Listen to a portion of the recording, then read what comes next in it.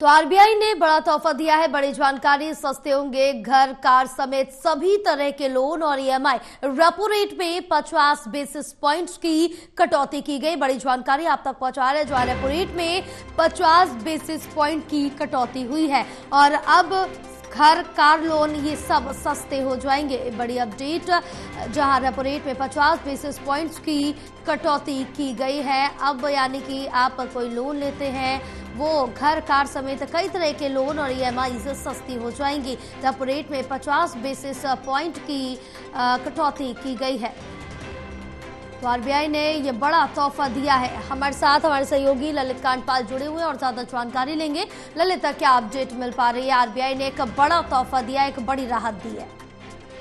देखिए, आरबीआई की जून के महीने में मॉनेटरिंग पॉलिसी की जो बैठक होती है वो एक तरह से इस बार हुई थी और आज उम्मीद तो सभी एक्सपर्ट्स ने यही जताई थी कि एक बार फिर से जो है रेपो रेट के जो प्रतिशत है उसमें कम हो जाएगा। तो उसी कड़ी में जो है अब से थोड़ी देर पहले आरबीआई गवर्नर ने ऐलान किया है कि 0.50 बेसिस पॉइंट की कमी कर दी गई है और अब जो रेपो रेट है वो 5.50 जो है उसके हिसाब से काउंट की जाएगी।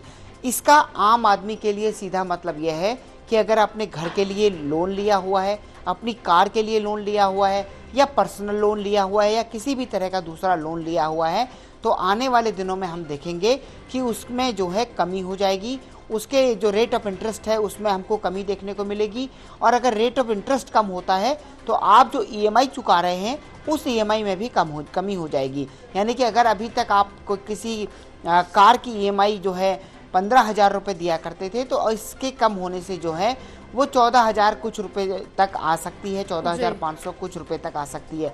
यानी कि एक राहत जो है। और लेकिन हालांकि ये जो 0.50% है इसका असर अगर हम एनुअली काउंट करें तो काफ़ी ज़्यादा होता है। तो कुल मिलाकर के एक आम आदमी के लिए राहत भरी खबर है। एक तरफ महंगाई के फ्रंट पर सरकार के लिए थोड़ा राहत भरी खबर आई है, तो उसी को देखते हुए अब आरबीआई ने जो है रेपो रेट में भी कमी कर दी है। बिल्कुल, तमाम जानकारी साझा करने के लिए ललित बहुत शुक्रिया आपका।